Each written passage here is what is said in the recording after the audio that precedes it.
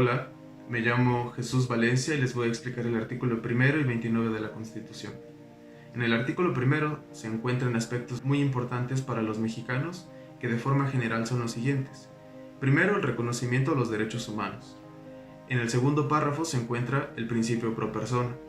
En el tercero, los principios de los derechos humanos. En el cuarto se encuentra la prohibición a la esclavitud y en el quinto, la prohibición a la discriminación. El primer párrafo dice lo siguiente.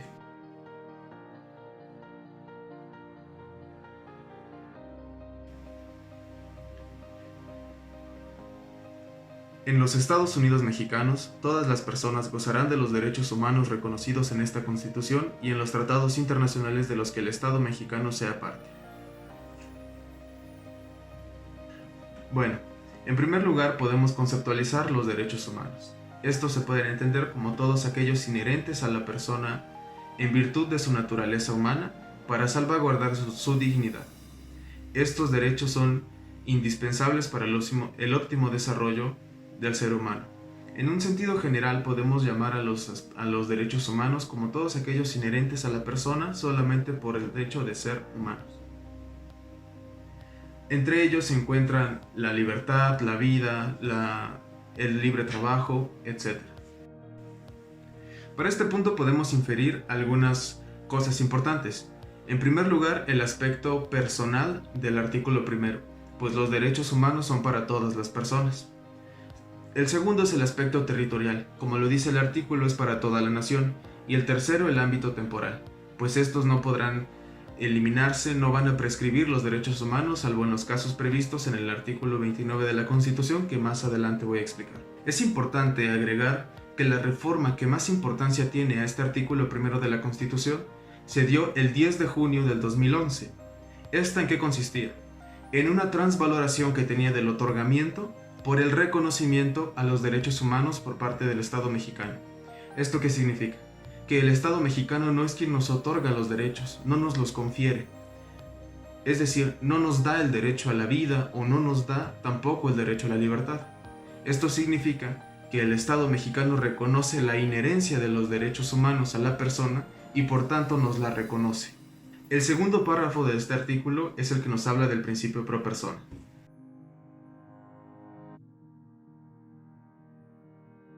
Las normas relativas a los derechos humanos se interpretarán de conformidad con esta Constitución y con los tratados internacionales de la materia, favoreciendo en todo tiempo a las personas la protección más amplia.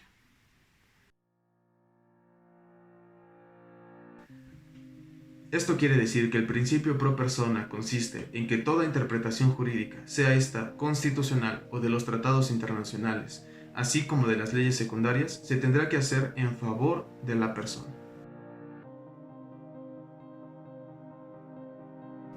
El tercer párrafo de la Constitución dice: todas las autoridades, en el ámbito de sus competencias, tienen la obligación de promover, respetar, proteger y garantizar los derechos humanos de conformidad con los principios de universalidad, interdependencia, indivisibilidad y progresividad.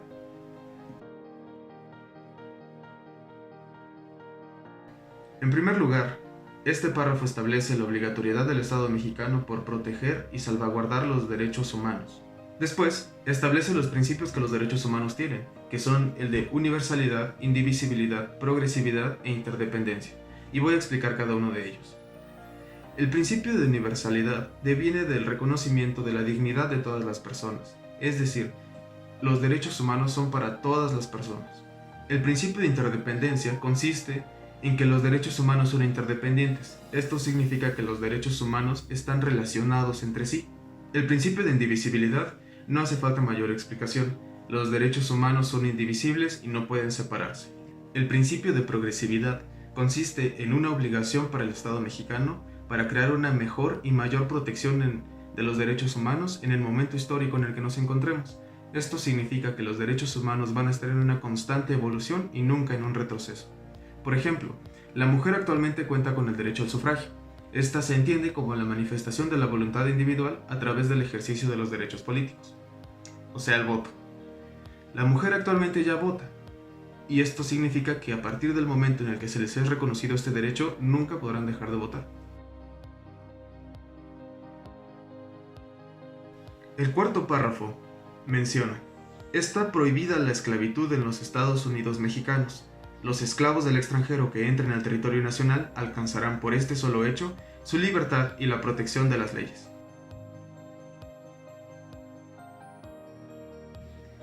El quinto párrafo nos dice: queda prohibida toda discriminación motivada por origen étnico o nacional, el género, la edad, las discapacidades, la condición social, las condiciones de salud, la religión, las opiniones, las preferencias sexuales, el estado civil o cualquier otra que atente contra la dignidad humana y tenga por objeto anular o menoscabar los derechos y libertades de las personas.